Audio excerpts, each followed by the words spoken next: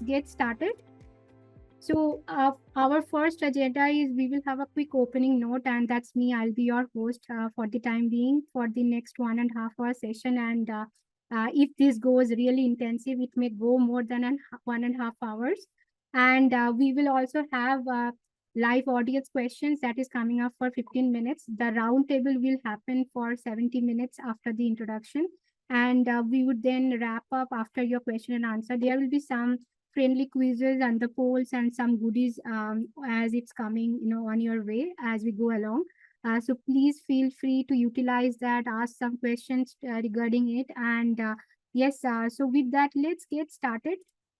So a little bit about me. I am Sudipta Paul-Chaudhary. I have overall 20 plus year of experience in global, innovative, disruptive, and impact-driven marketing leadership.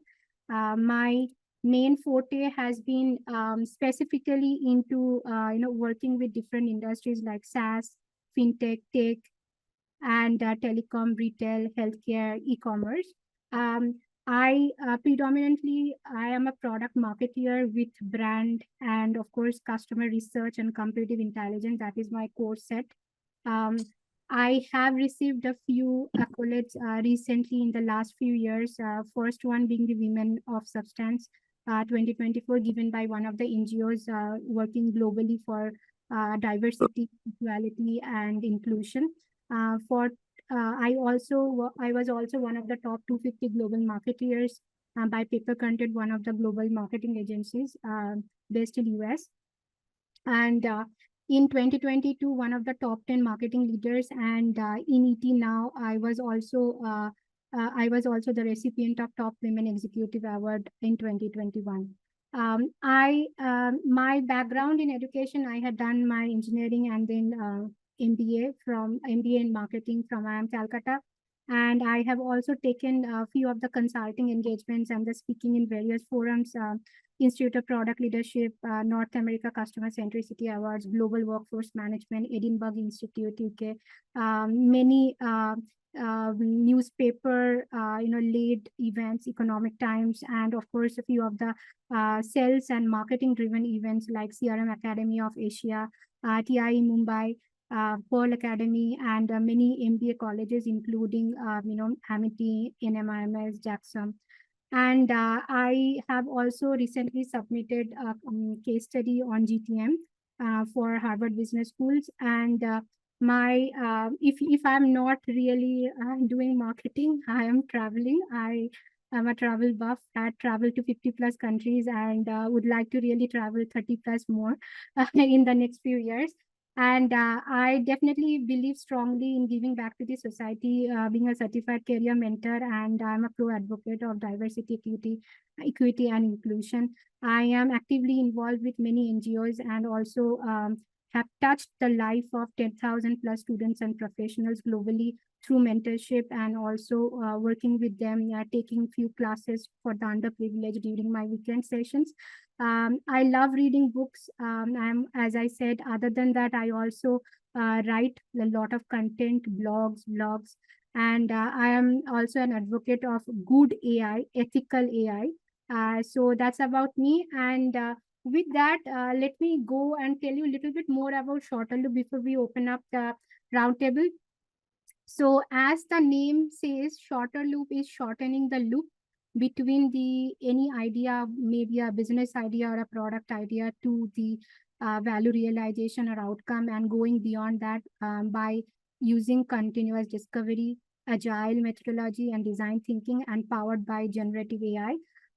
We help professionals across the world to create delightful products which customers will gladly pay for.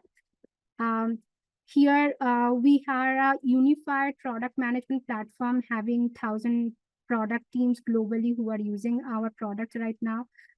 We typically thrive in reducing the overall product cycle time by 80% while reducing the product market risk by 53% using continuous discovery and design thinking. And we also believe that Shorter Loop is making an impact in the entire product lifecycle management and also the product development. We have been the recipients of various awards. Lastly, in this month, being the top product management software by TechOne, one of the US market places, and also the customer satisfaction review agencies, and also on G2 and SourceForge, Crosstex, Product Hunt, and also CV Insights and many others. So let's get into the next one. So in a nutshell, we are solving the problem of the entire product life cycle, right from listening to our customers. And it's not a linear, it can start from anywhere, helping them to ideate, discover, and strategize, entirely collaborating the team, not just the product managers, but also the marketing, design, sales, customer success, technology, development, management. Anyone can have a same view on shorter loop when the product is being designed or being ideated. Finally, on the defining, planning, and building, and then measure and learn once the product has been launched, how is the overall reaction in the marketplace. Now, moving to these, some of our competitive advantages, that we are very much linked with all the stages of continuous discovery and also the product development stages. Through the Gen AI and also design thinking, we provide the intelligent coaching. We also focus on, as I said, that we are there from ideation to value realization and beyond. And main problem that today we see, teams have collaboration issues, and admitting the overall communication, the streamlining, not able to see that one view, not able to see how the overall product is doing in a one consolidated dashboard, managing all the documentation and the design and everything in one place. So this is what Shorter Loop does. And of course, it supports enormous numbers of experiments, product hypothesis validation, and that gives you a first-hand insights that what to build next, or creating an MVP that will not be a failure in the market. Some of the awards that we have received in Crosstex, we had been the product leader, and in G2 we are one of the high performers consistently in the last 2 years. These are some of the recognitions that you have already seen. We have been also recognized by entrepreneur.com by best AI powered product management software. And these are some of our customers across the globe. You will also find some of our customers talking today. And we are having people from all the different places across the industries. So it's an industry agnostic product. Anything that has SaaS and digital products, Shorter Loop is there to help. So with that, I come to an end. And if you are interested to know more about us, or if you would like to take a quick demo, you can use this link. And with that, I will get into, if you have any demo request, you can also reach out to us at contact@shorterloop.com. Moving to this next one, just give me a minute. Yeah. So let's come to the interesting round that we are going to get started, right? So today we have lined up with 6 speakers, very renowned and respected in their own field. So let me welcome them one by one. Meet Pratik Katyal from EasyPay. He's the CTO of EasyPay, one of the top fintech platform in India. And I will also have some detailed bio for each of the speakers today. Then let's have William Mulholland. He has been the AI in product management. He has been the instructor, and also he has been working with many firms. Pluralsight is one of them, but he has also done few recognized work in MIT. And let's meet Akhil Sharma. He is the director and head of acquisition and growth at Razorpay. Meet Kendrika Mazuk. She is the senior product manager at Mediavine.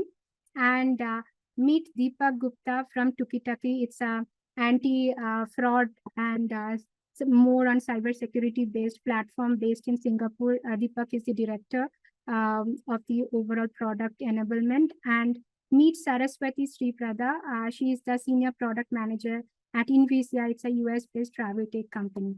So let's go in details about each of them. So starting with Pratik, Pratik has been, he holds BTech in computer science, and his competencies has been around software delivery, product architecture, program and project management, agile methodologies, and team building. He has hands-on experience in designing and implementing loan origination, management, and co-lending systems, CRM, credit rule engines, recon systems, sentiment analysis, and digital marketing tools. His current projects are architected loan orchestration platform for facilitating loans to MSME integrated with multiple NBFC, design financial profiling platform based on alternate data and bank statement analyzer. And he has been architecting and implementing ONDC buyer and seller app for e-commerce and finance. So welcome, Pratik.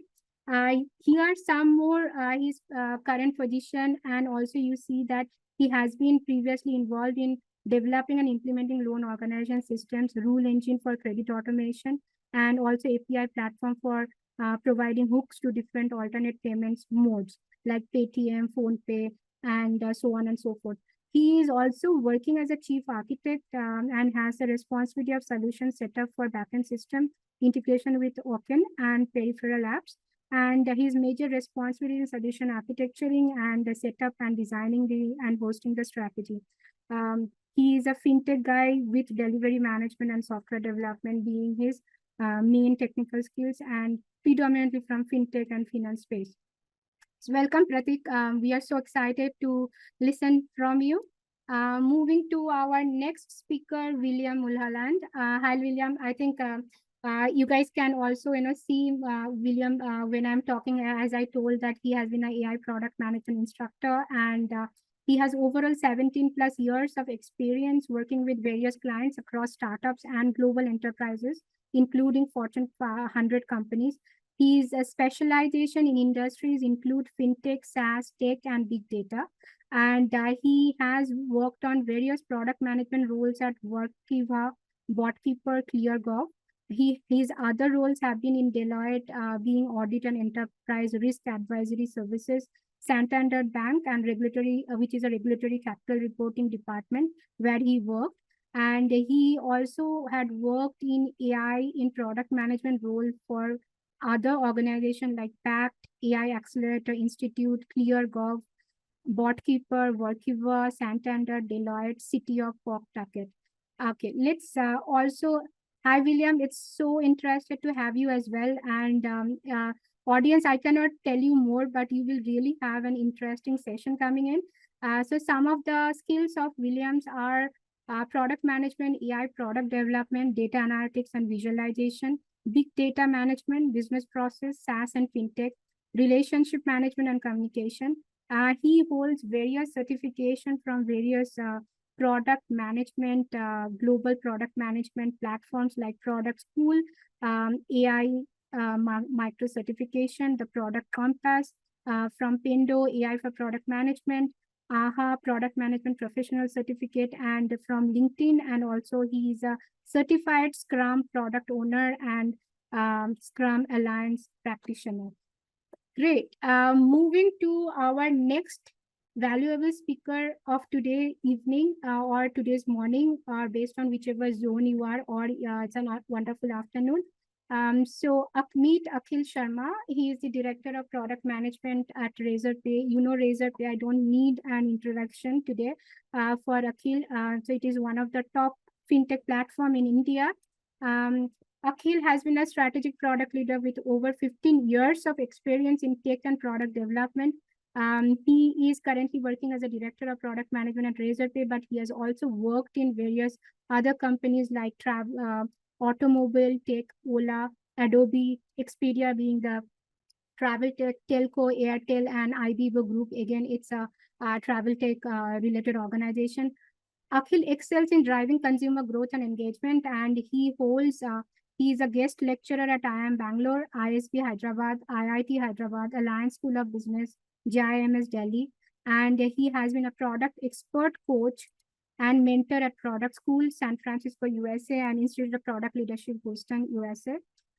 He holds MBA from the same institute, IIM Calcutta, where I have also studied a few years after he completed, after I completed, and he holds BE from Netaji Subhas Institute of Technology, Delhi University. His skill sets are product management, product marketing, growth strategy, consulting, business planning, and team management. Now, I love diversity, and this is our first woman speaker of the day. Meet Kenrika Mazuk. She's a senior product manager at Mediavine. Kenrika has overall 15 plus years of media and product management experience. Pay attention, guys. So she has not been into product management from the beginning, and you will hear from her that if you would like to transition to a PM to a PM role, how you can succeed and what really matters, right? So her first work experience, has been, she has worked in Magnite as product manager, with AEG as an associate product manager. She was with ESPN as a content editor, which is a total non-PM role, and she has been a news reporter in Bond's News Network. So completely a PR or a marketing or a content professional to a product management professional. Her skills and expertise are not just product management, but digital workplace management, data analysis, communication, stakeholder management, and data visualization. Her certifications include Lambda, Pi, Eta National Communication Honor Society, Phi Eta Sigma Honor Society, Product Management Certification General Assembly, and recipient of Ad Monsters 2023 Top Women in Media and Advocate Award. Wow. Moving to our next speaker of the evening, Deepak Gupta, Director, Product Enablement to Kitapi. And Deepak has overall 16 plus years of experience, and he is a director in product enablement. And his past experience involves Amadeus Labs, working there as a product manager, Altisource Labs, product managers and IT business partners or sales center of excellence in Hindustan Unilever. He has also worked with Tata Consultancy Services as assistant systems engineer. His skills and expertise involves product development, data analysis, production management, software as a service, and he also holds certification on value-based pricing from LinkedIn. Our next DEI speaker of today's day and evening, Saraswati Sriprada. So Saraswati is a senior product manager at Invisia, and she has 16 years of experience across telco, retail, and fintech. She has also worked with many other organizations like Cognizant, Diksha Technologies, Typhoon, StarHub, Accenture, TCS, and her expertise involves both B2B and B2C product management, e-commerce, telecom BSS, program management. She had been in the different space from lead system analysis, software engineer, again, another non-PM to moving to a PM role, from the software engineer development, business analysis to a consultant, and then moving to a senior product manager roles. Her skill sets include cross-functional team leadership, business planning, commercial focus, product requirements, product vision, Scrum, stakeholder management, agile methodologies, product strategy, objectives and key results, which is OKR, voice of the customer, strategy, problem solving, market analysis, and product management. Her certifications include AI product management from Duke University, Pratt School of Engineering, generative AI for everyone from Deep Learning AI, AI for product management from Pendo, Launch Darkly Gold Developer Certification, Digital Cloud Leader from Google Cloud, and Digital Transformation by University of Virginia and VCG Coursera. Great, guys. So with that, we get started with our roundtable. If you guys have any specific questions, please feel free to ask at this point, or you can put it on the chat. I will now start with my first question to our speaker. So we have seen different types of industries expertise, and we also see different skill sets and different positions that they have been hold and their current position also in different organizations. So with that, my first question goes, what are the key skills to crack PM's interview, meaning the product manager's interview? And because we have 6 speakers, I will ask top 6 skills, and each speaker can, start with one skill. And with that, my second question, which is piggybacking my first question, is that do you also see when we are talking about these top 6 skills, is there any regional variation? So with that, I will start with Kenrika, if you would like to start. Sure. Hi, guys. So happy to be here.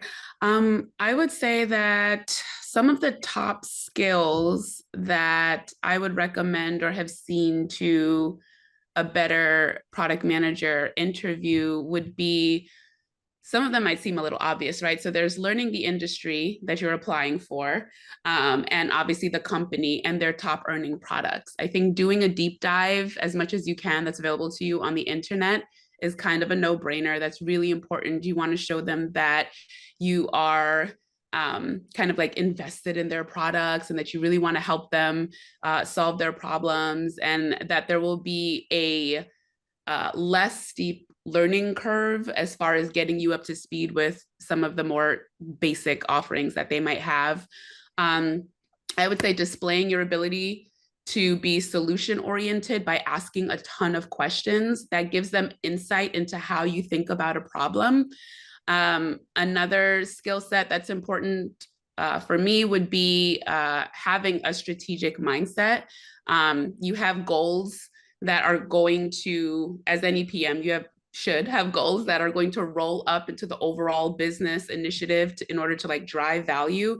And so being able to showcase how your mind works and the way that you kind of tackle problems will be really important in that interview. And different interviews are structured differently. Sometimes you might have like user case studies, right? Like those are what those are designed for, in order to see how you think as a PM and see how you get from being presented with a problem and going through the whole process of presenting a potential solution. So I would say that for me, those are some of the top very basic skills that should get you into a good position in the interview. Great. Thank you so much, Kendrika. William, what's your take on this? Thanks for having me, everyone. Skills. I appreciate it. I'm glad to be here and really excited to dig deep into the Q&A section. So Kendrika had some great examples for some skills to crack for a product management interview. I will kind of preface this as every product management interview is different, and it's really important to understand what type of product role you're interviewing for first off. But if we talk about a couple skills, I'm going to talk about two here. One is product sense. Product sense has been kind of hyped up recently in the product management community. So what is product sense? It's really an understanding of what makes a product great, and the ability to think from a user's perspective. And some actionable steps that you can do to kind of prepare for that product sense skill is develop a kind of a SWOT analysis of the product currently in the market. And two, it's really great even to come into the interview preparing with a user persona that is impacted by their product, and offering some insights, not only from the product side, but also the user's perspective side. There's one skill. A second one that I'll communicate here is communication, storytelling.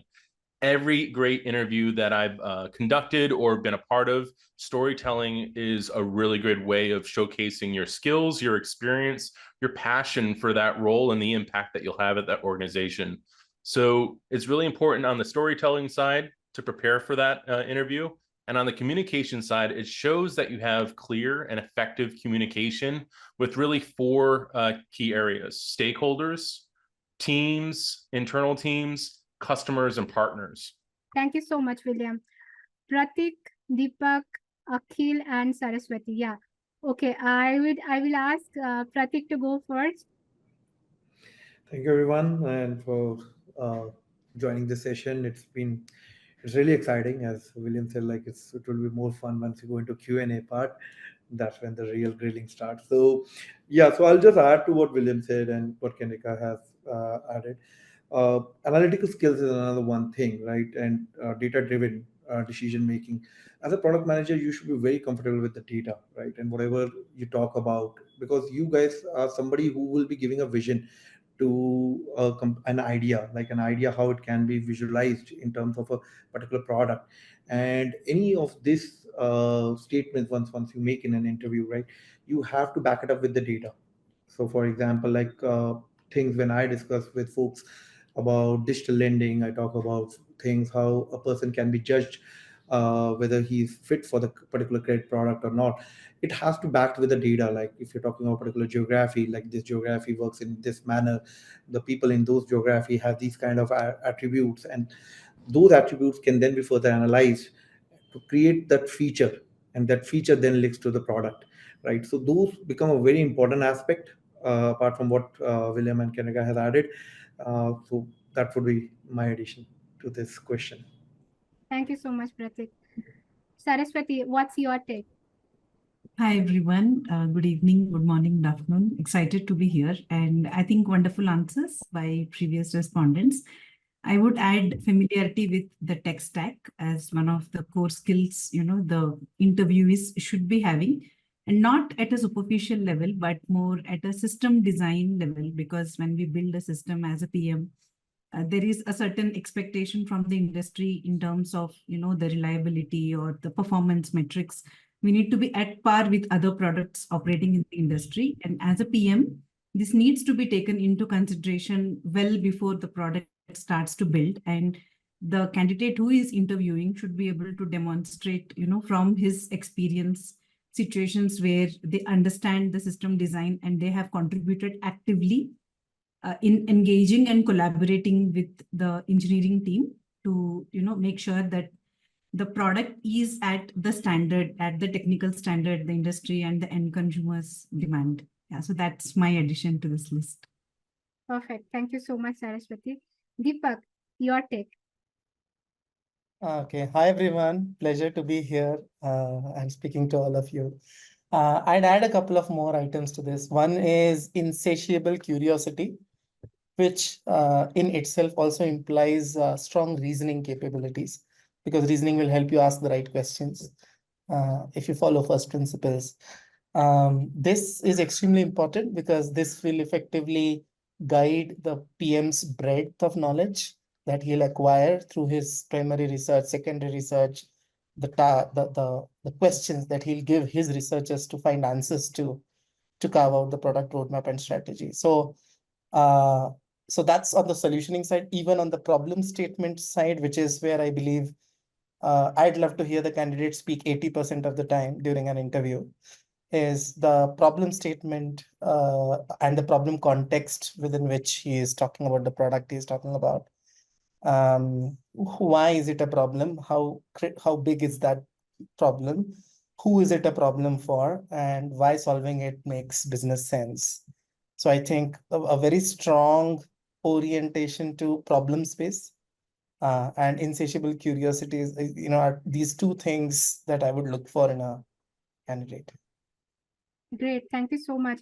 I don't see Akhil, but I'm sure he is coming up. Akhil, are you there? I'm just doing a quick name calling, but I'm sure you will be there for the next few questions. So here I am summarizing. I think great insights from all of you. Enrica talked about asking the right questions and having, crafting it. If it is a case study, how do you really, answer, or what are the meaningful or thought-provoking questions that will help them to really think as a leader? William talked about product sense and SWOT analysis, communication, and storytelling. And Pratik, you talked about analytical skills and the data-driven, which is very important because a product manager also has to be data savvy. And Saraswati talked about being the tech savvy or the tech stack, knowing the system designing. If you have really contributed working with the engineering team, able to say that or articulating it. And at the same time, Deepak talked about the insatiable curiosity, and also doing the market research, getting the consumer insights, and when there is a problem solving scenario, asking the right question, why, when, how. And that is where, it brings all in a nutshell the key skills of the product managers that is really needed today.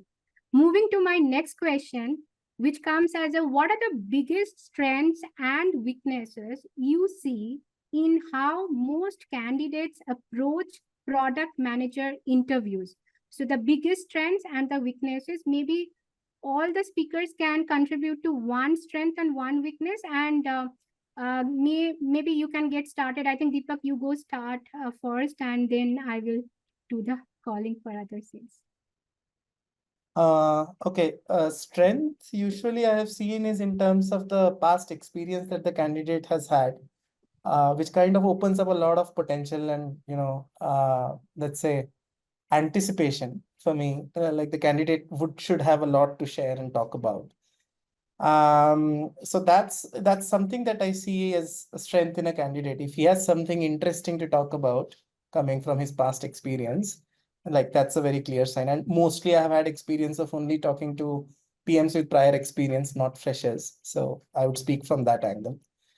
And from a weaknesses perspective, what comes across is sometimes candidates are not quite structured in terms of their responses. Sometimes candidates have a tendency to jump to respond to a question without taking a moment to structure their thoughts and coherently present them. Makes them also inefficient in terms of the ideas they want to communicate. So that's a big red flag for me. So I would say, yeah. So. Great, Deepak. Thank you so much. Saraswati, what's your take? Actually, I'll go with the weakness first. I think once the candidate starts to talk, because I believe that product management, is still an evolving profession, and a lot of us are started with something else, and we graduate to the PM roles. So as in, people fill the gaps to see and then start applying to these roles. And sometimes what happens is the interviewer is a little skeptic of whether the candidate has these skills or not. So I think the weaker thing which people do is try to brush it under a carpet, try to give fast answers or, brush through the topic. And I see the opposite in strong candidates where, they try to map somehow what they have done with what the JD is, and they are able to give some kind of proof either from their past experience, or they demonstrate a mindset where they will tell you that, okay, I have done this work in an associated field or a complementary field. And then this is how, I would approach this problem, which makes the interviewer puts it a little ease, because end of the day, not everybody knows everything, but the honesty to acknowledge it, the smartness to tie it on the spot to your relevant experience, and then demonstrate that growth mindset. I think it's strength and weakness depends on how the candidate actually plays it during the interview. That's how I think about it. Very valid. Thank you so much. Moving to William. Perfect. Love a good SWOT analysis. So I'm going to also start with a weakness, but also I'm going to take that weakness and align it to an opportunity here. So the weakness I want to talk about is kind of somewhat what Deepak said earlier too. Some candidates actually kind of focus too much on their past achievements without really demonstrating how those achievements or that experience can be applied to the new role. So the opportunity there is really to really do a really nice little practice interview prep of demonstrating how this achievement is aligned with a specific job responsibility or within that role that you're interviewing for. Now, for a strength, I always kind of talk about kind of some of the skills and some of the actual steps that we answered in the previous question. It's often well-prepared candidates. They're going to have a deeper understanding of companies' products, their platform, and their market and users. So I often kind of look at the strength of individuals coming into an interview that are very well prepared, that maybe even have some deliverables ready to share on the screen with me and walk through. Thank you so much. Moving to Kendrika and then Pratik. I'd say, I guess I'll just hop on the train here and talk about weaknesses first. One weakness that I think PMs fall into is the inability or refraining from kind of tapping into their previous experience, right? It was mentioned before that most of us, it is an evolving role, and most of us have come from previous backgrounds, whether that's finance, engineering, etc. It is okay for you to tap into your previous experience in that role, because I think that gives you a unique perspective into how to solve various problems as a product manager. I would also say that a weakness I think a lot of newer or junior PMs make is thinking that it's all about nailing down a particular framework or a particular process. And once I memorize this flow, that is how I'm always going to work, when some of the best qualities of being a great PM is being agile at your core. because as you mentioned in the beginning, like the process can start from almost anywhere. Like it would be nice if it started with an idea and you got to grow that, but sometimes you're jumping in and something's already in progress and you're going to have to be malleable. So those are some of the weaknesses. I will say that a strength that probably isn't very, I haven't seen it mentioned a lot, is your personality. You are a culture hire too. You are one of the very few roles that are going to touch every part of the business, and you need to be able to be likable. You need to be able to be empathetic, to have strong communication skills. So you are a personality hire. So don't come off too much like a robot. No, I think that's bang on. Thank you so much, Kendrika. Yeah. Pratik, yes, please. Yeah, mostly everything is covered, but I'll just put in one point. So what happens is generally in PM interviews, what I have seen, right? I try to throw a curveball, putting a case study, which can be a little bit sometimes outside the context, just to understand like how the interviewee handles it and what kind of an approach he gives. And uh, not many times, but yeah, at times I have seen the candidate just gets nervous or goes down in the energy, and so that becomes a very negative impact, because generally as a product manager you are one of the face who will be talking to the clients, especially when it comes to service industry, right? So you'll be talking to the client, you're trying to understand his pain point, right? And it's fine like to say like something if you're not very much aware of it, if a case study is being given by the interviewer. But you should never go down on your energy. Your energy, you should be all full of energy, full of your curiosity, as one of the speakers said initially, right? And with that curiosity, you should ask questions, because that's what will the role also will involve when you are in the actual field, where something comes up in front where you're not very prepared for. So keep the basics in your head, right? About being very curious about users' needs, having that user empathy inside your brain as a what you call as a main feeling, right? And if you have that and you're not low on energy, you will be able to always answer those curveball questions very nicely. Great. Thank you so much. So I think my notepad is getting it will fill very soon. But yeah, as of now, what I see is everyone is touching the weakness first. I don't know why. I think it's like a group mindset that is working. But yeah, asking a lot of questions, but also giving fast answers. Asking questions, which is good, but giving fast answers, not really thinking through this, that is not really a good thing. So that is definitely a weakness. I also understand from my fellow speakers that when you have a lot of experience, how do you relate that to the current JD, the job description, and able to give the right articulation or the examples, kind of a situation led approach that you have taken, collaborative mindset, growth mindset, asking the right questions, deeper understanding the introspection, or your understanding the company and the products even more. That is definitely it's a good strength, but not able to relate your past experience to the current JD is a weakness. And then everybody talked about that product manager is also should be an empathetic leader. That's very important, because you need to go along with the masses, right? Because you are showing the way. Yeah, you are creating the strategy, new vision, and everything. So sometimes people don't ask a lot of questions, and sometimes it is also about the situation handling, the pressure, asking some out of the context questions, and also being well prepared about the company, their product, their customers. That's really puts them something to be likable, which Kendrika also said, being empathetic but being also likable. And also Pratik said that yes, being empathetic definitely makes sense. Also I think a couple of other things, that not able to see the problem in the questions, which is again relating to your first answering to the question, and not really thinking deep but thinking shallow in my approach. So yeah, these are the some of the strengths and the weaknesses. I will move on to my next question, which is the next one. In your experience, what are some of the most common red flags during a product manager interview? And William, maybe you can start first and others can join you. Yeah. I'm going to use an analogy here, and it's probably not the best one, but it's one that I'm going to use here. So it's kind of like dating, right? What are some red flags? We've heard of beige flags here too, but for this question, I'm going to answer with the red flags.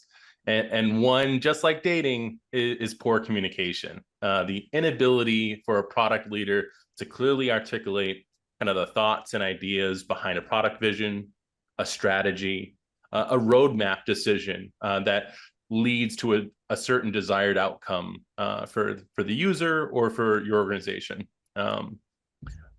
I'm going to share one, and I bet there's so many other red flags and beige flags by other speakers that I'll pass it off there. Thank you so much, William. Moving to Saraswati. Yeah, I think one of the red flags is not thinking through. So always rushing to answer, very fast responses and not listening and not waiting actually until I finish speaking.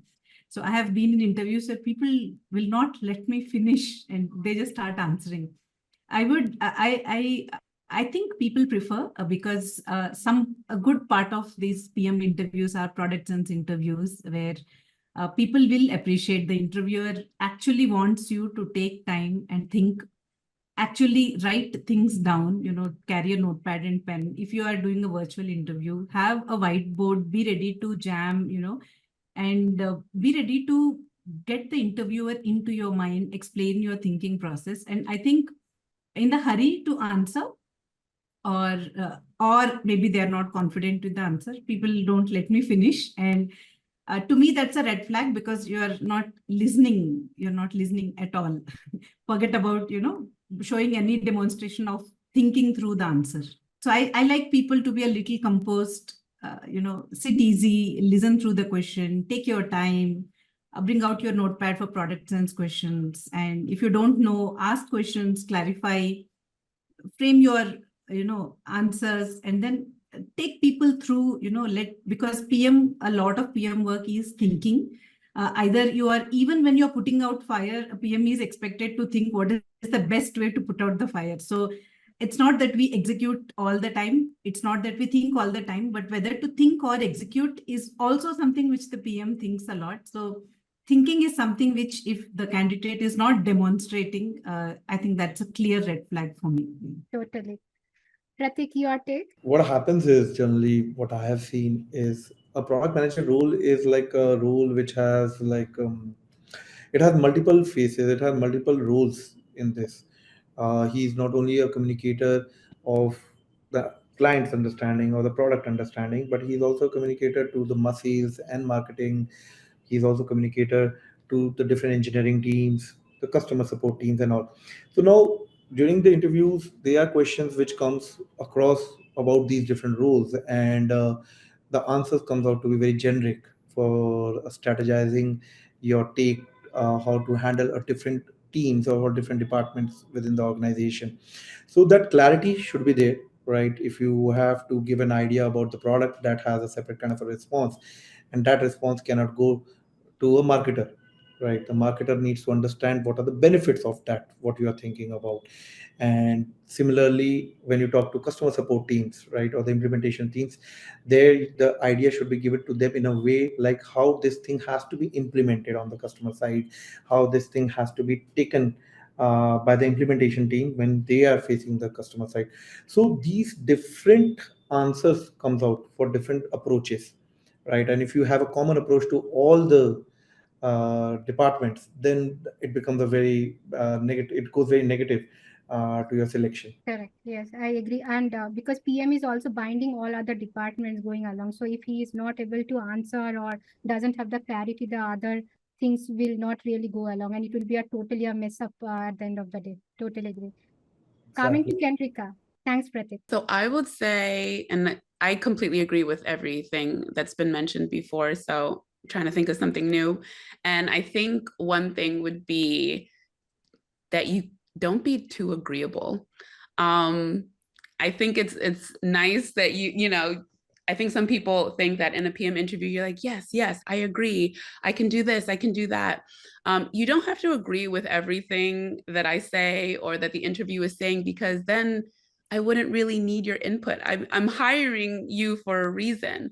And being too agreeable is going to cause some potentially disastrous issues down the road, there are going to be times when your answer is going to have to be wait. There might be times when you might need to divert a stakeholder from an idea because you might know that that's a very terrible idea. You just need to be able to have those communication skills to help them see it in a different light or propose a different solution. So yeah, saying yes to everything can be disastrous and prohibit true progress that prevents you from accomplishing a viable business outcome.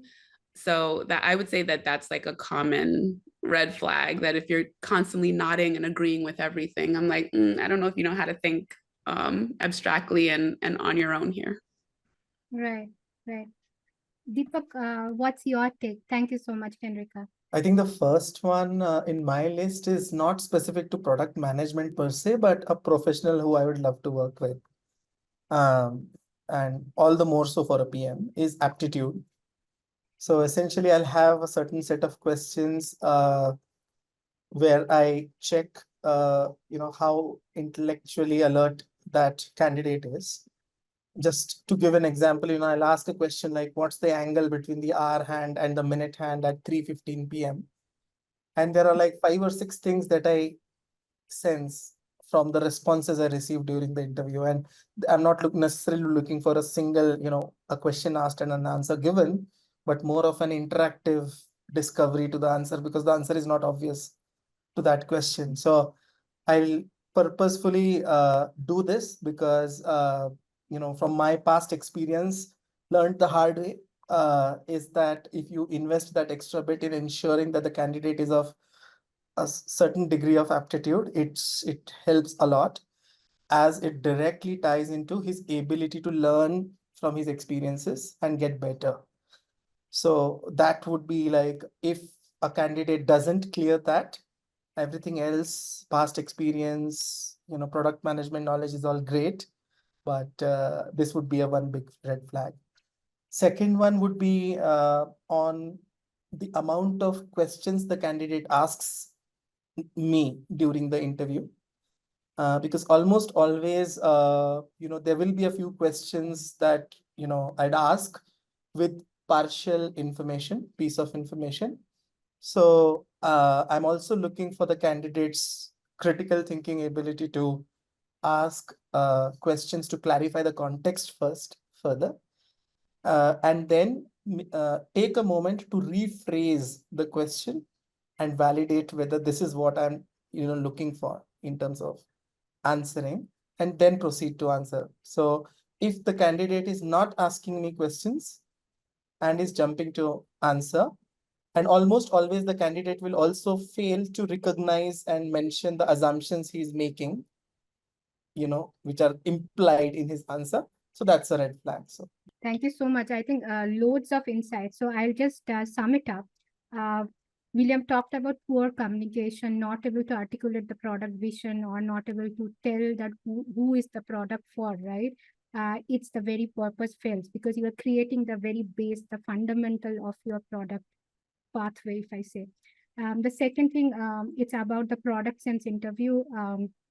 Definitely, having that understanding and being well prepared, structured, calm and composed, and following a specific leading question that really helps them to show as a thought leader, very important, which is often not asked. So therefore, it's a common red flag. Third one is, people don't really listen till the full stop and start jumping, answering the questions. This was one of the improvement areas I also had in one of my directs, and now she is much more calm, and when I look after her after many years, I see she has transitioned beautifully. So yeah, I totally agree on that. The fourth one is the clarity. If you don't have, as a product leader, the clarity, the people really cannot follow or cannot take you as a leader. Fifth one, talking about the, don't be too agreeable. You are not trying to please anyone, because if you are trying to be agreeable, then you are actually prohibiting the true progress of the product, or as a company goal, or the objectives, or the bottom line. The last one, Deepak added that having that aptitude in that candidate and asking the right question, which shows critical thinking, are very important.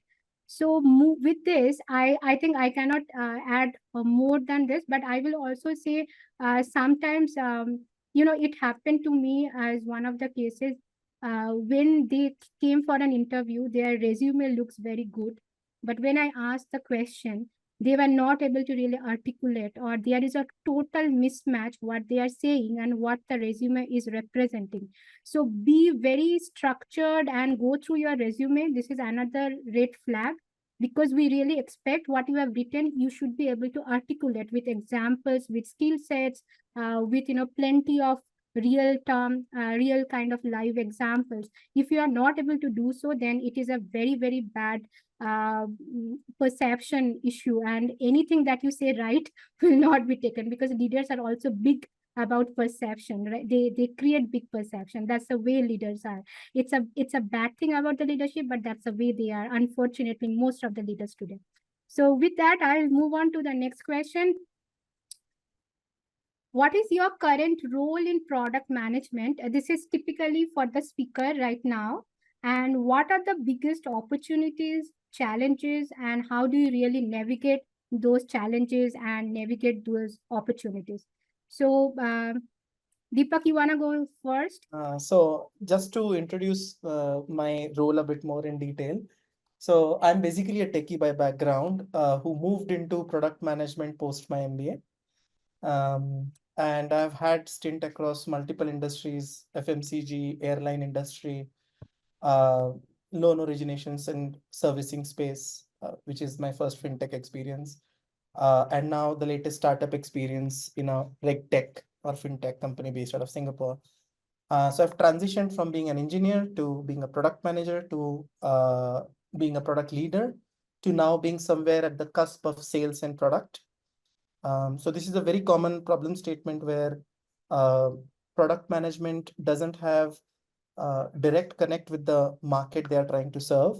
So they end up becoming too much inward focused and too much execution driven than spending a lot of their energy and time in the market understanding the end users and the problem they're solving for those end users. So I've kind of moved gradually towards this. I have extreme heavy client exposure in my role. So that's my bread and butter to keep peeling off layers of onion, like a layer of onion, what really the problem is for the client, and then helping solve it for them. And then funneling insights to the product team, what they should prioritize, what they shouldn't, what is the market valuing the most, what would it, affect sales and so on and so forth. So that's my role. I get to influence product roadmap very heavily in my current role, being a product guy myself. So that's my current role. So I'm not building products directly anymore, although I've done a lot of it throughout my career. So yeah, so that's my role currently. What I have seen very, very closely, working with product managers day in and day out, in terms of opportunity is the ability to get the organization to speak the same language, have the same view of what your product capabilities are. I have seen painfully a lot of occasions where the sales efforts are scuttled drastically because the person who was talking about the product was not the most equipped person to do that job very effectively. So you may have the best product in the world, but if you have not done a great job of ensuring your stakeholders know how great it is and why it is so great, then you are essentially undermining all the investment that you're doing. So it's an inefficient way to realize revenue out of your product. So stakeholder alignment, communication, education, which is basically a big part of product enablement. That's my current role. I would say that is a big, big opportunity where that can unlock the full value potential that you've built into your product. So it's literally that. The biggest challenge that I see today for product management is to have that kind of say or influence over the topmost decision makers in the organization to basically drive the direction of the product. Almost always they find themselves lacking time and capacity to invest the amount of effort and mind to the problem statement. So they're not able to come up with a conviction heavy proposition for the senior management to believe in and then go their way, they end up being the takers of the inputs from the senior management and they try to make it work. So that is like a big challenge. It's a chicken and egg story because you don't have time. You don't do enough to, create the kind of product roadmap you would want to. And because you're not doing that, you're not creating a reputation for yourself to be able to influence the senior management in your direction. So I think that's not sure how many here have faced that challenge, but I see that very common. Yeah, thanks, Deepak. No, I agree with being the taker at the end of the day and saying yes, which is one of the points that Kendrika mentioned, being too agreeable at sometimes. Yeah. Moving to Kendrika, your point, yes. Yeah, absolutely. And this is the biggest opportunities and challenges. So in my industry, I'm in the ad tech, advertising technology industry. Publishers are facing a daunting time in internet history right now. We have a very big problem to solve as a publisher representative as at Mediavine, but also as an industry at large. One big, more recent example would be like Google's recent search decisions and how that's kind of affecting publishers. They're losing revenue, right? And so this goes into just like a larger kind of problem that we're having in the ad tech industry. But I have an internal opportunity that I think will help contribute to how do we help our publishers during this time and beyond, right? So at Mediavine, I will say that we're facing a growth pain point. We were a smaller startup that grew really quickly, and things that worked in the past when we were maybe 50 people doesn't work at scale now that we are over 200 people. And so helping to inform leadership on how to be more product structured so we can avoid falling too deep into that feature factory model is something that I am committed to right now. I think it's very healthy for product teams to re-look at the way that they're structured, maybe at minimum once a year, because the needs of your clients change. So we want to be sure that we are producing better outcomes rather than just outputs. And this is, again, just particularly important because of where the ad tech industry is. And so I'm kind of in the mindset of making sure that our house is in order so that we're better positioned to tackle these overarching projects. Thank you so much, Kendrika. Moving to Pratik. So yeah, so I am into fintech for last 1 decade, and the major interesting part of my job is like to make a product which creates an impact. Right now, in fintech, it's a very crowded space. There are a lot of beautiful fintech apps coming in, right? And everybody is working on the innovation and trying to solve the customer need in a more better fashion. So that's the opportunity that I also have in my product to make sure, like, yes, I can give an experience to the customer which can be a differentiator and also helps him solve his issue, his need of financials in a more better manner, right? So that's the opportunity which I see, and that's the mean. The how I resolve it is it's more of like a back end exercise. A lot in fintech apps that happens, where a lot of data decisioning can be bring in into the software, which can help in getting a more better user experience, right? For example, I'll give a very typical example. If somebody is applying for a loan, it's a very straightforward kind of a UI journey which all the apps or all the web applications have, is about taking the details of the customer, giving him the financial product. Now, what the innovation involves in it is how you actually judge that data and give him the best solution or the best product as a response. So a lot of things involves about, as I said previously, involves about understanding the customer, his geography, his current working style, his current income information which we get, and try to give him the bestest possible solution based on this data and how you actually analyze this data. The second important thing in our products is about regulations, right? And so since all the fintech apps are very closely regulated by the central government agencies, so as a product guy, you need to be aware of all these regulations, which are new regulations coming in, making sure that yes, you are following those regulations correctly, making sure the security part is handled correctly as per the regulations which has been said, right? Because any one of those makes your product go down from the popularity in the popularity index, like in a huge manner.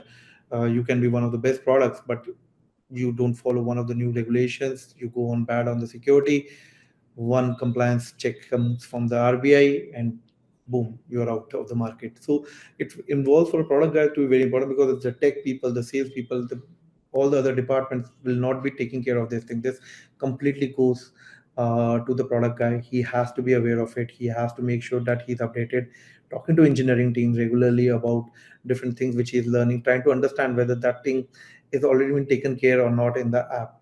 Because since again, like Deepak, I have been into primarily both the roles of tech and the product, and when I wear my tech hat, I follow the rules which have been already told to me, right? And I try to make sure from the tech side, like those rules have been nicely implemented in the bestest fashion. But a new rule, I'll be always surprised. So somebody has to come and tell me, like, okay, this new thing has come in. You do a face recognition, please make sure, like, you also now check, along with face recognition, you always check whether he's live or not. A very simple example, right? And this was one of the things which I told my tech guys, like when they were doing the selfie check, like don't just take the image and verify with the image to image comparison. You can put in best of tick in that, but also check whether that image of a person is an image of a person. It's not like an image of an image, right? So it, for a tech guy, it was a very simple thing to do it, but if he wasn't aware, he wouldn't have done it, and we would have gone down the drain. Certainly. Thank you so much, Pratik. Moving to Saraswati and then William. Yeah, hi. So I think right now we are building an online travel product, starting with the US market. So it's a good space to be in, because when we look at the consumer research or the consumer behavior, what it clearly says is people are willing to go to debt, but they will still travel.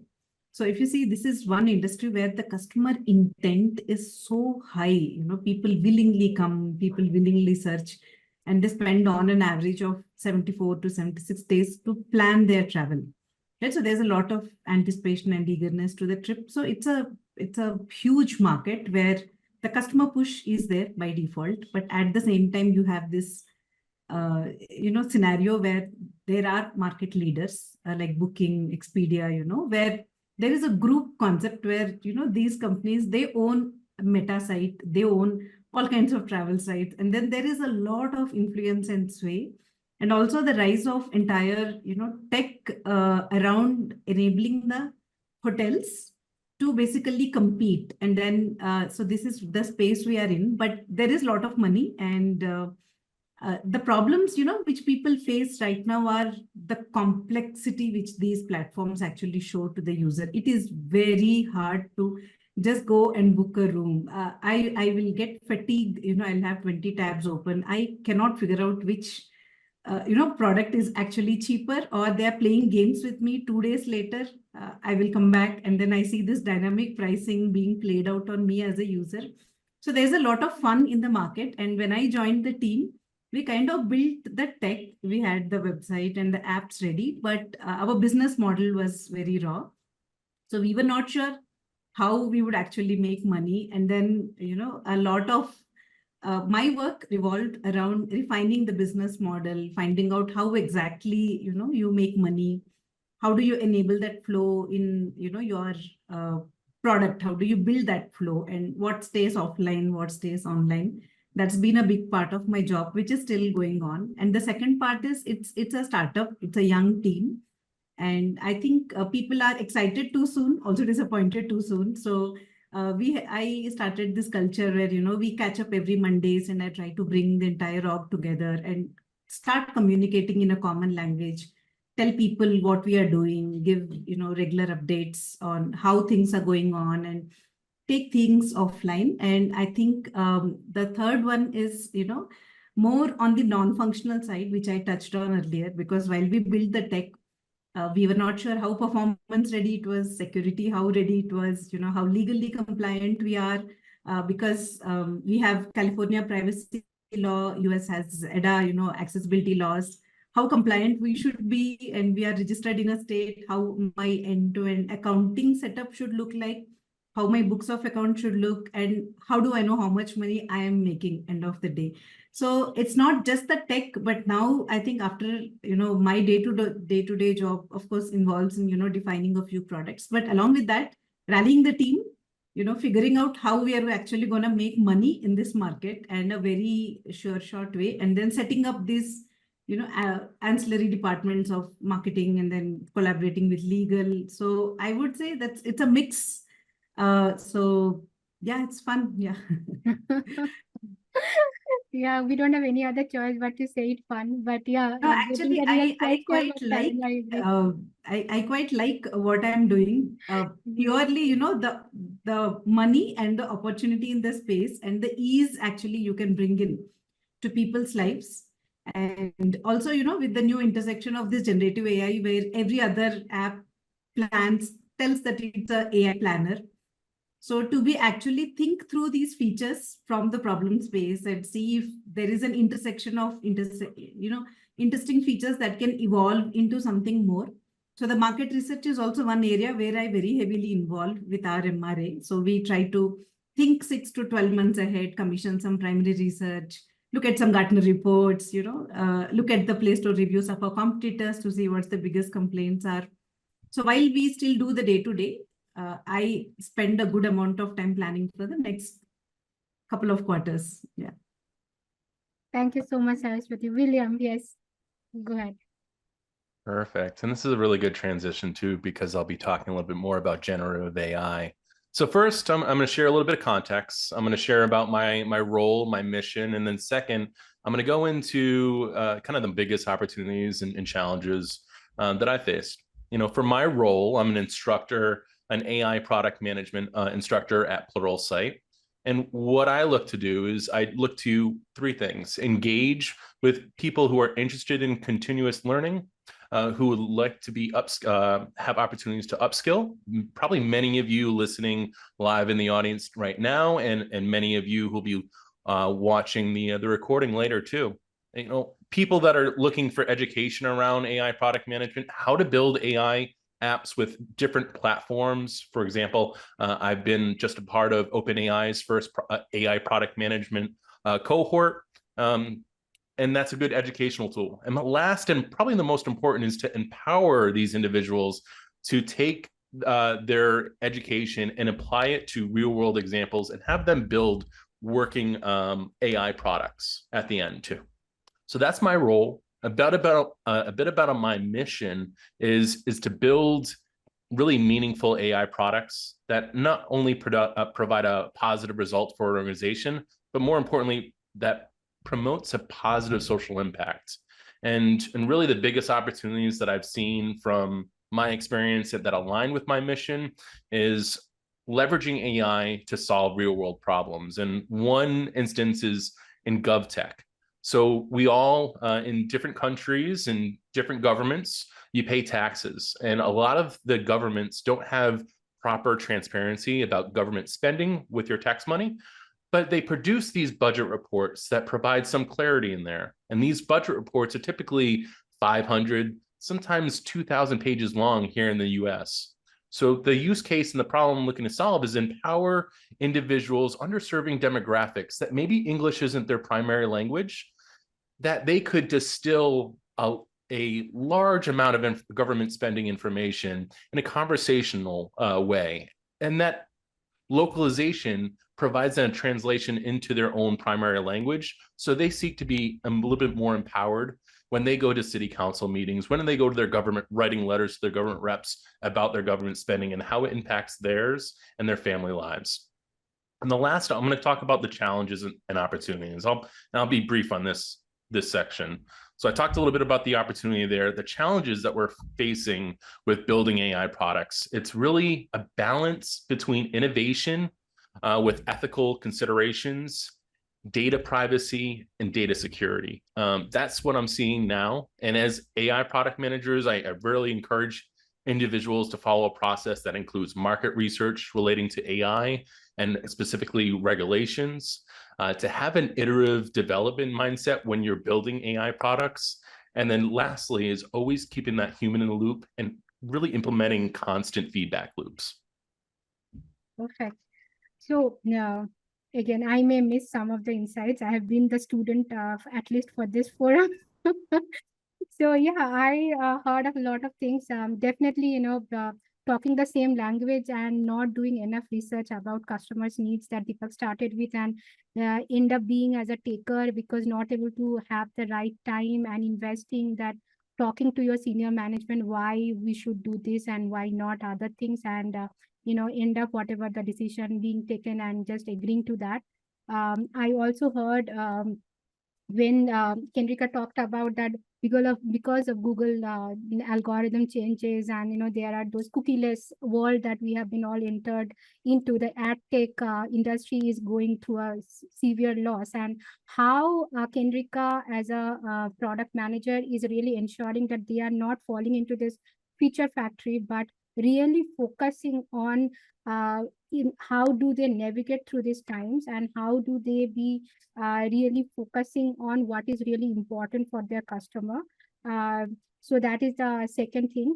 I also heard a few other things, that being the better planner, and also focusing on the different compliance and the data privacy and the different government laws in different countries, that different people talked about, both Pratik and Saraswati talked about, and how do you really navigate that, being you are a tech person, you are also a product person. Now you really need to have all the information. You also need to do your market research, understand that where is your competitor, where you can get the money, what is the right business model, and things like that. And then finally, William talked about the really interesting place where we are all in, using Gen AI in everything, and how he empowers, how he helps those people who want to upskill themselves, and at the same time looking into the GovTech, and knowing those detailed report, and how do you really using AI to solve that problem.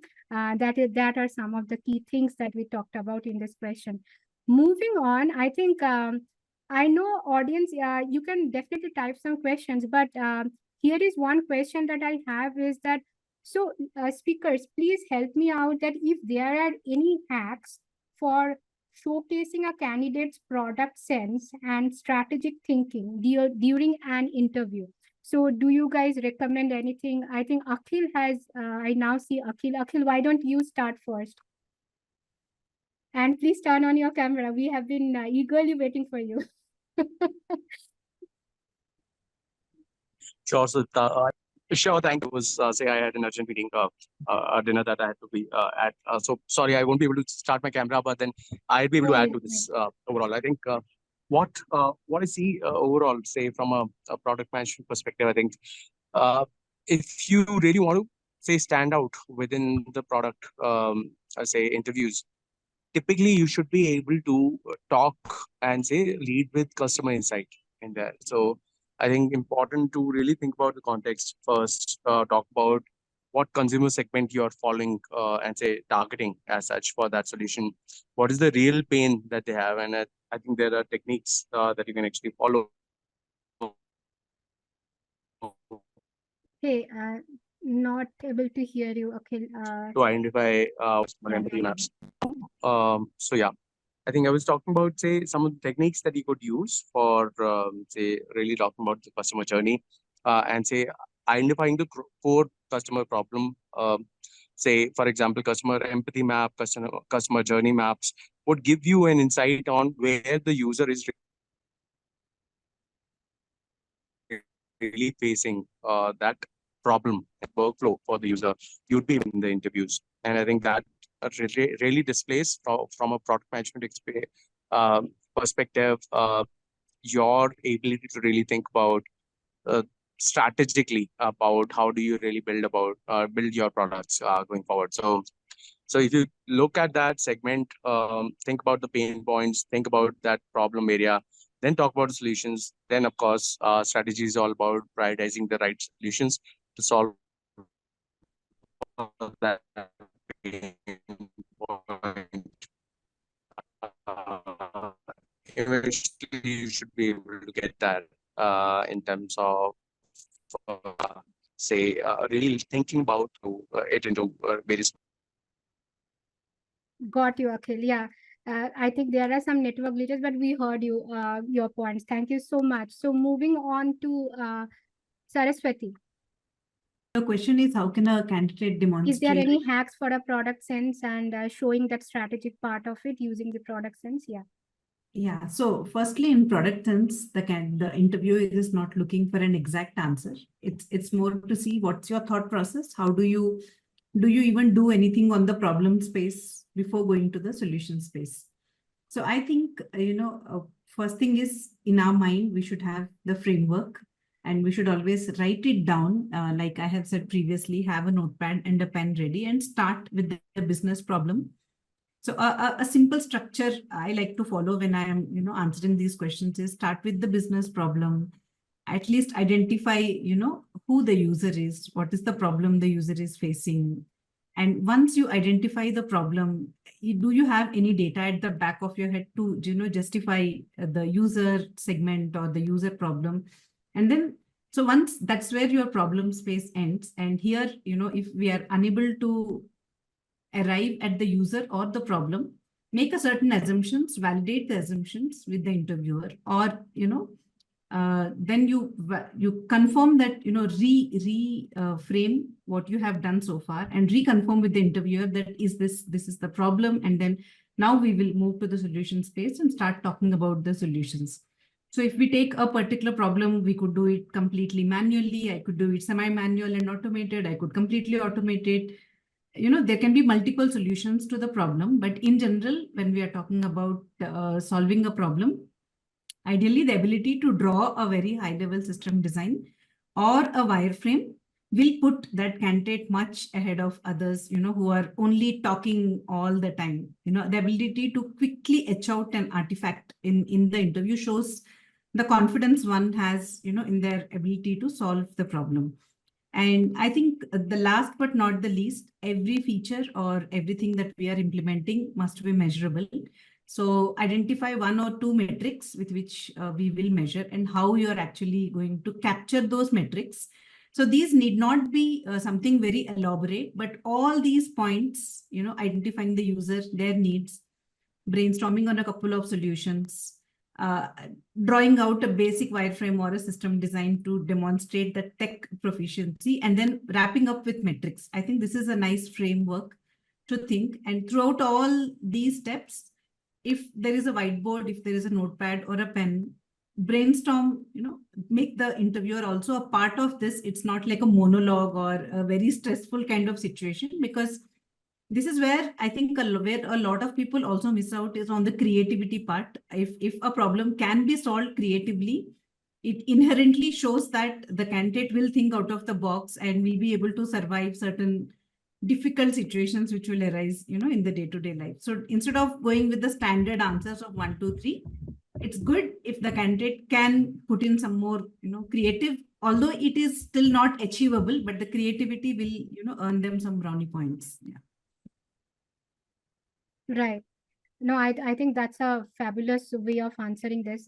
Thank you so much, Saraswati. I'll move to Kendrika, 2 ladies at a time. And this is how to stand out in a product manager interview, right? Yes, I would definitely echo the point about having a whiteboard or Jamboard if it's virtual, or some type of way to be collaborative with the interviewer. Ask questions, right? Ask questions about the problems that they're trying to solve. Let them know that you're trying to dig deep and really gain some context. I think a framework, not only one framework, but there are several frameworks, but maybe pick like your top 2 and just memorize them and have them on hand when you are interviewing. One framework that I like to follow, I don't really know the name of it, but let's say that you are, I guess, in a user case study, or you want to display that you're really thinking about the problem holistically. You want to kind of write out what that user segmentation is, right? Because there's different users when you're solving for an issue. There's the issue on, there's a user that's maybe like on one end of your product, say an app or what have you. And then there's also another type of user. the Lyft app or the Uber app, there's the driver and then there's the, the person that's actually getting into the car. Your solution, which user are you targeting your solution towards? You want to make sure that you're listing out any pain points. And again, this is collaborative. Ask the interviewer about that. Maybe write some of those down. Pick a pain point and then really hone into that pain point and start prioritizing ask them what the impact is, ask them what the urgency is, ask them what the level of effort might be to achieve something like that. And then you go into your prioritization method. Think about trade-offs and let them know that you're thinking about trade-offs, again, by asking questions. And then you can mention brainstorming and really fostering that environment of being collaborative across the board, I think is important. So just kind of like memorizing that's an easy one. So that's kind of like my go-to, right? User segmentation, pain points, prioritization. And then if you want to mention some trade-offs, I think that's kind of an easy route to go with your whiteboard on the screen. Great. Thank you so much, Kendrika. Moving to William. Yeah, these are some great points by the ladies here. A couple things maybe to add was taking it from a market awareness perspective, kind of showing an understanding of market trends and competitive landscape. Some of those actions might be looking at some of maybe the current news or feature launches by that organization, and really taking those kind of market awareness, maybe going to a competitor and kind of looking at current news from that competitor or current product or feature launches, and kind of comparing the two, almost kind of developing a battle card update that would enhance the sales process too. I think that's really shows initiative, shows that you have enough market awareness, and it shows you a deliverable that you can have a collaborative discussion on during the interview. And kind of going what we talked about earlier, not just using an established framework, SWOT analysis, jobs to be done, an opportunity canvas, but structuring that in a way that you're able to use real examples from your experience that shows that you've identified a market need and developed some product solution goes a long way in an interview too. Not only can you use those deliverables from a framework, but also kind of show maybe a little bit of a roadmap of the impact that you would be able to have based on your real world examples. Great. Thank you so much, William. Going to my two male colleagues here, Deepak and Pratik. Go ahead and summarize what's your stake. Yeah. Who wants to go first? I will not do the roll call right now. I'll just add a very quick point to all the points. So one thing I have seen, like in the interviews, like when the interview comes and a good guy, he always or he or she always studies about what the JD is and what the expectation from the role is, and gets prepared accordingly. I would just like to suggest to all the other folks, like it's very important not only about the JD, it's doing some more deeper research about the company, what it's doing. And the best way to do about it is, like, you have now beautiful forums of LinkedIn and all. Just go through the profile of the company. What are the recent news articles where they have their names have come up?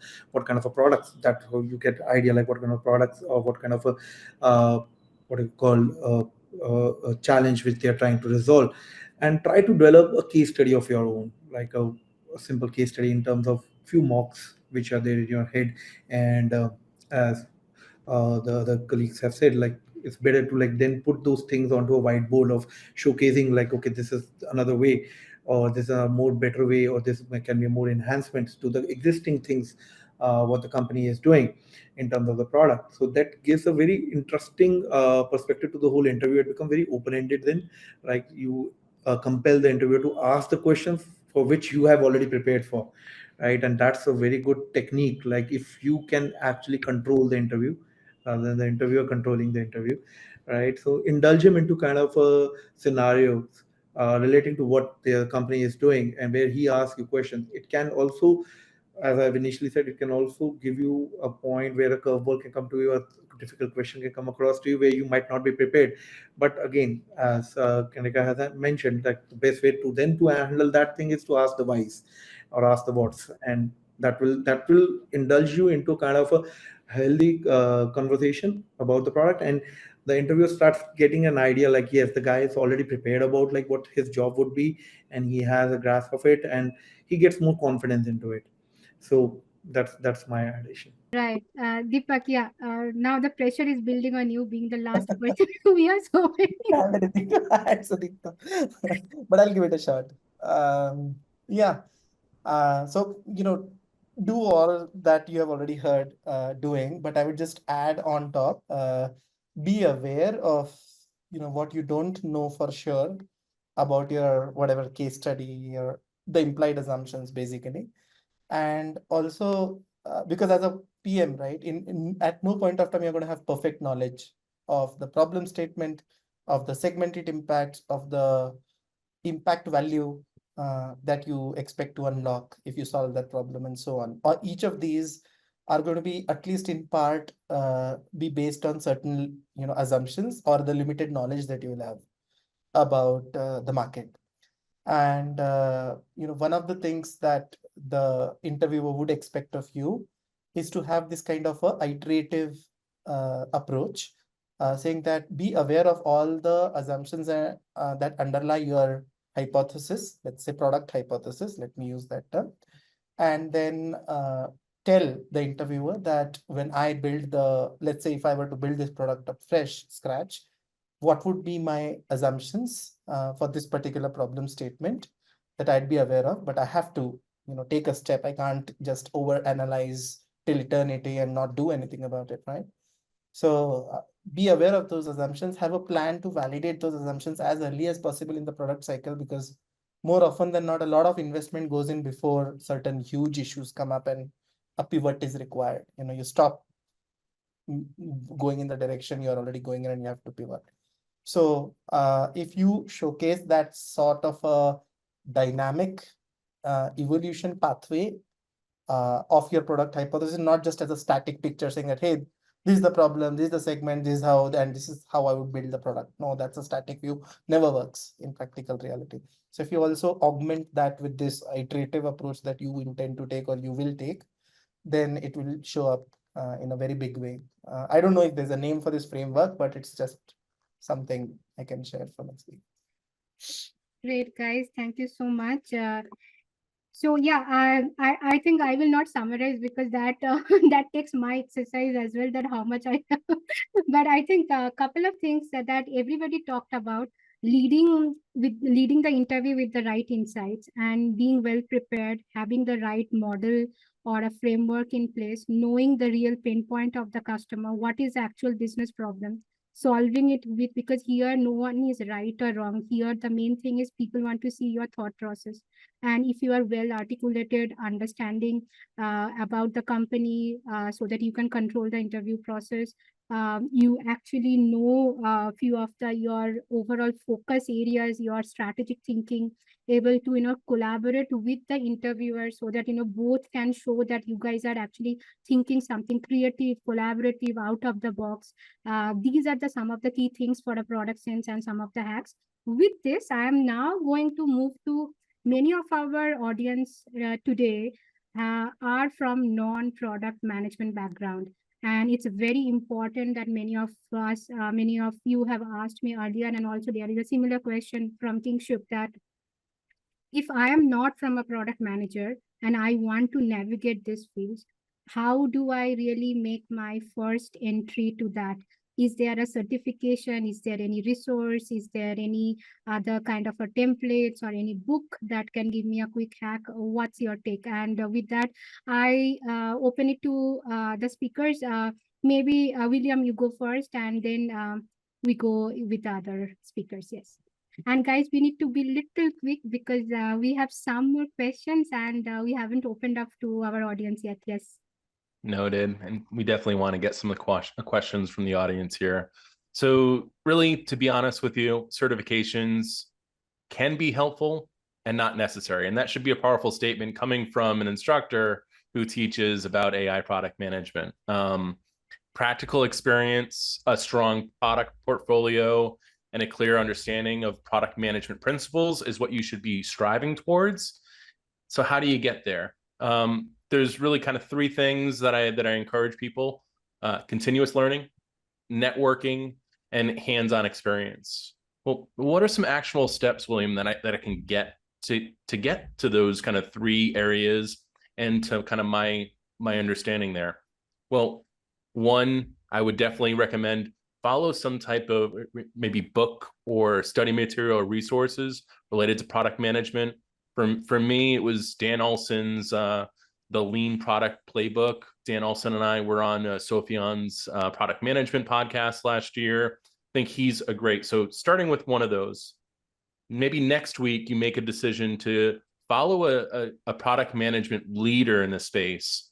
Now you're following an individual who's sharing his insights that you can even reference from the study material.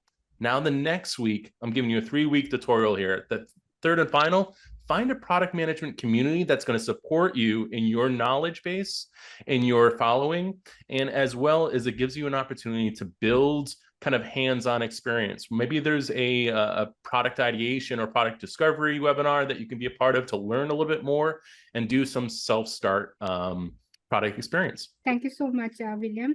Akhil, what's your take?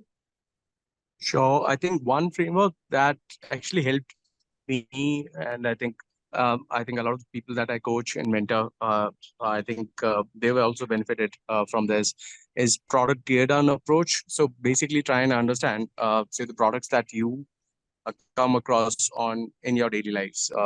Say for example, in India, you would actually come across Swiggy, or say within US, you might actually come across Uber on a day in, day out basis. Try and see. Akhil, can't hear you. I think we lost you. Is it better now? Sorry. Yeah, it's So I better was now. saying basis, try and see if the features that you see in there, can you break down the thesis behind that? Can you actually identify why a certain feature was built? Again, the product gear down is about identifying the right segment that feature was built for. What is the pain point that that product feature is trying to solve for? And then try and see if there are other competitors solving it in a different way. So if you think about that, you would more often than not build some sort of a product sense, at least see products in action. Say how product managers who are trying to solve that problem in real world would approach that problem. So I think that helps a lot in terms of really building a core product sense initially, especially for people who are starting out. Got you, Akhil. Thank you so much. Moving to Pratik. Very good insight back, Akhil. Like that was one of the things in my head also. Like, and I practice a lot. Like, how can I build a better Amazon kind of an e-commerce experience? So, rightly agree. Another very interesting thing I will just add, like any person who wants to plan himself to go into product management, he should start attending events like these and other events. He should become become part of the community, and it's a very interesting way. That's how I have built my experience of networking with a lot of great product guys. Like the ones we have here right now, right? And you get to know, like, okay, so if somebody is here, somebody will get to know like what Pratik does, what Deepak does, what William is doing, right? And they are different areas, and all different areas have all different very kind of experiences and inputs which come from the leaders, and it helps you in actually building your thought process about how to actually create a product, how to actually think about a feature or a betterment to the product. So coming to these events also becomes a very important thing, I feel like, once who wants to get into a PM role.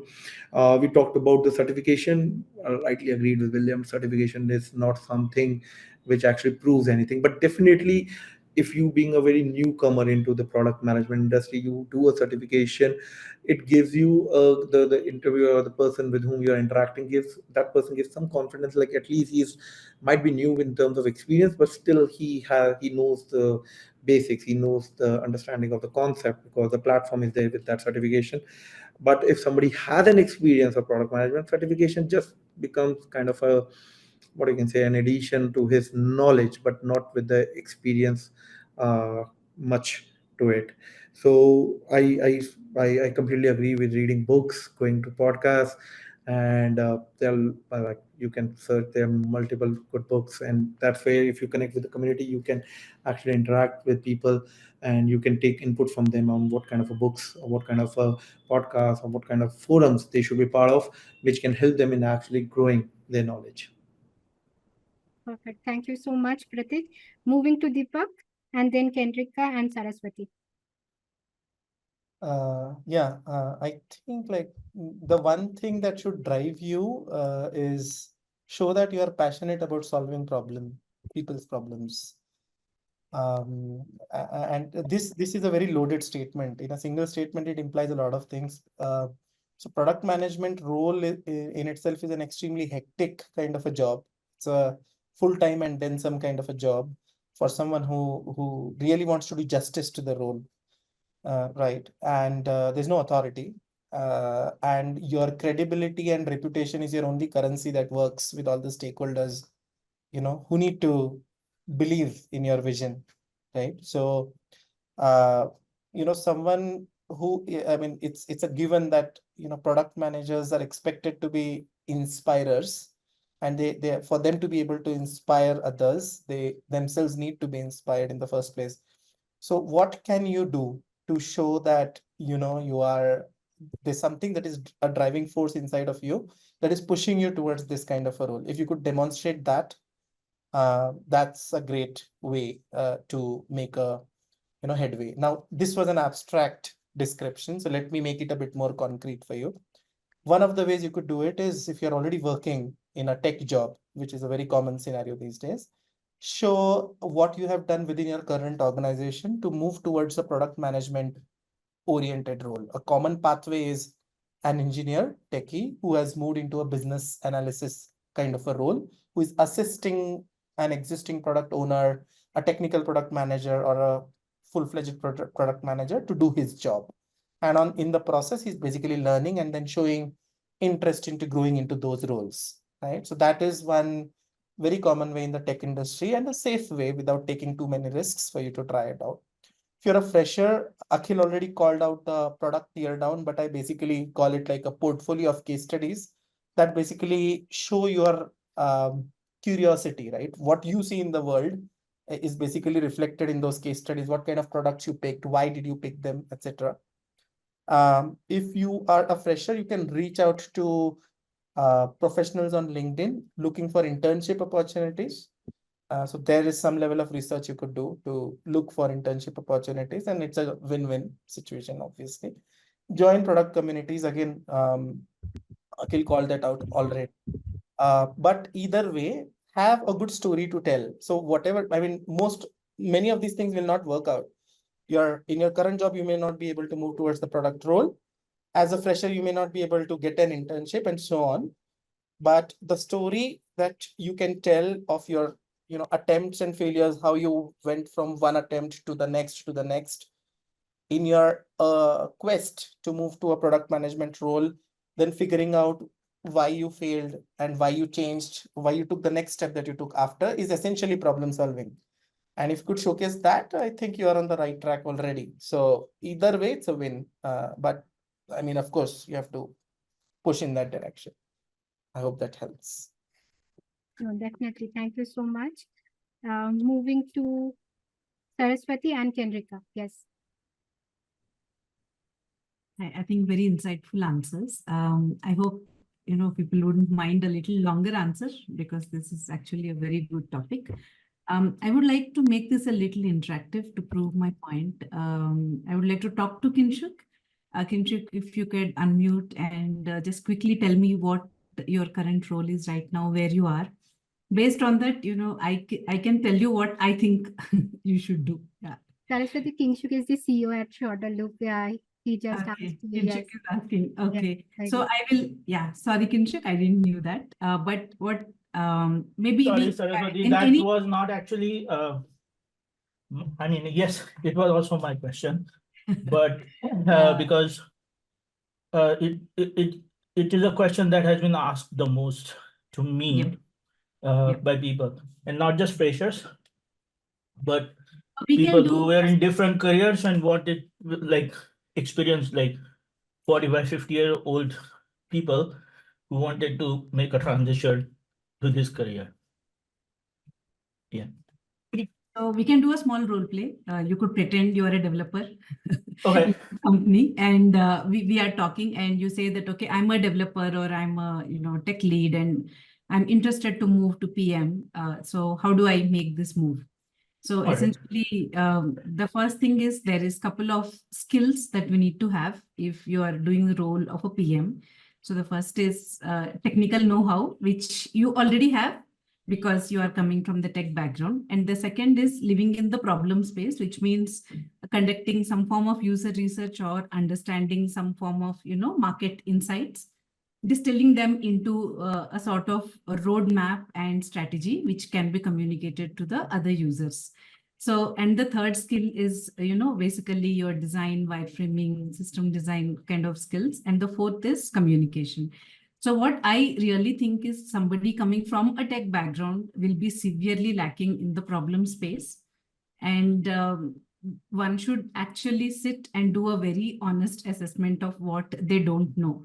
Because if they don't, the interviewer is going to assess the exact same thing and reject them in the interview. And then I do not wish to be blunt, but I say that people should take 6 to 12 months preparing themselves for this role. So if you come from a tech background, example, Kinshuk, so I would say that pick up some courses on business, strategy, understand how business models work, understand how pricing work, a short primer on, market research and user research, how people, a short course on maybe wireframe, nothing too detailed, but, for you to be able to understand. And then I am not a big fan of reading to eternity, but I think that once I read, it's more of how do we apply, right? And how do I demonstrate to the world and to my potential interviewer that I know these things, although I have not been trained professionally or academically in this. So during the 6 to 12 months when someone is learning, make LinkedIn your friend or have a Substack, have something in Medium, where instead of writing a lot, put out a short demo, do a quick wireframes, because I think that where your profession is not, adding up, there has to be some other artifact or deliverable which is actually doing that void.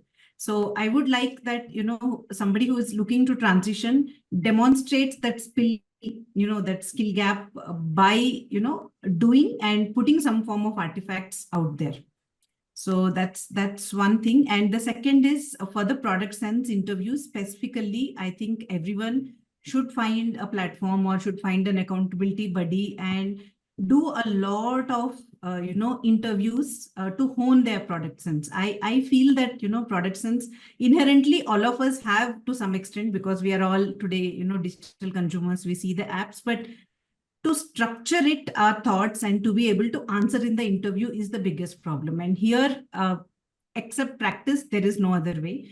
So in the 6 to 12 months, when somebody is, picking up the skill, which is not their core, simultaneously, I also recommend people to start working on their product sense interviews, do a lot of talking, try and structure your thoughts, see how you, look, come across in an interview. Are you listening? Are you asking questions?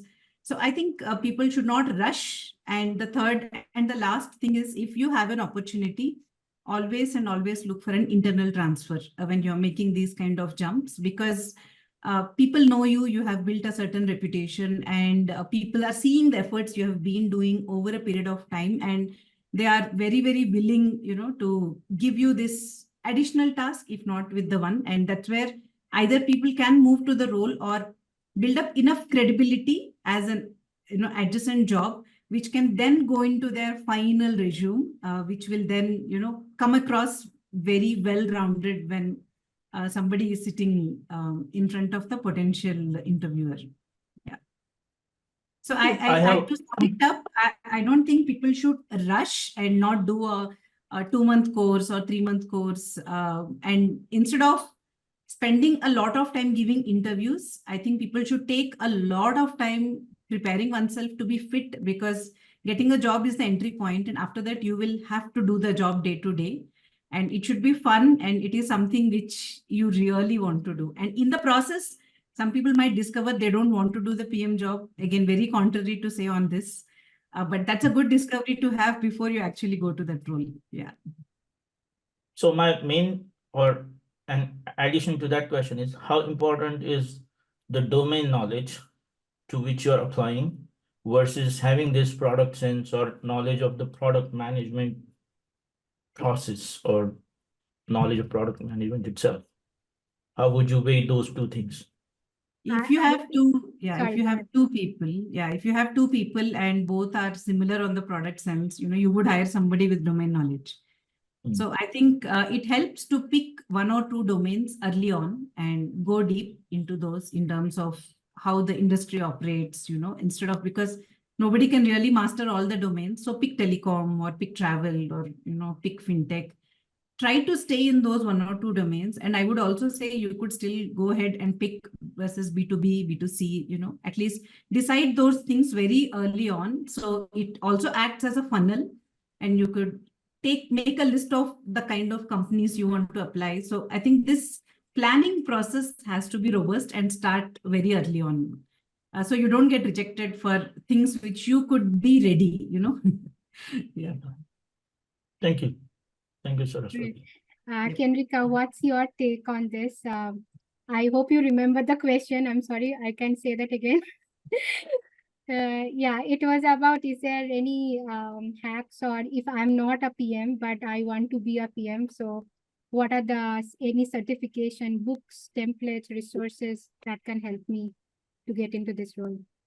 Yeah, in the interest of time, I'll keep my answer very, very brief. I'll say when it comes to certification, depending on where you are in your journey, it can't hurt. I did it. I made the transition to a PM internally, so that did help.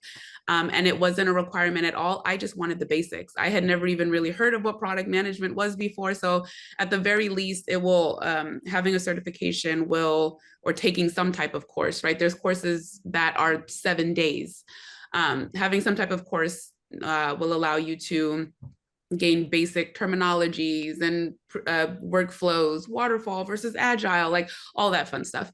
I completely agree with finding a community so that you can share and share resources, gain some insights, watch videos, listen to podcasts.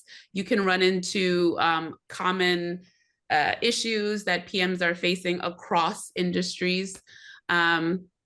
And in terms of, I think a really popular one, at least here in the States, that a lot of PMs talk about is like Lenny's podcast, or like he has like a newsletter subscription as well. He touches on different PM topics.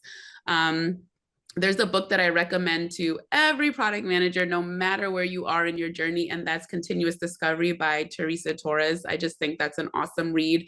A large part of product management is the discovery phase, and she just talks about how you're just continuously supposed to be discovering. And so that's awesome. So that would be, that's kind of my input to the question.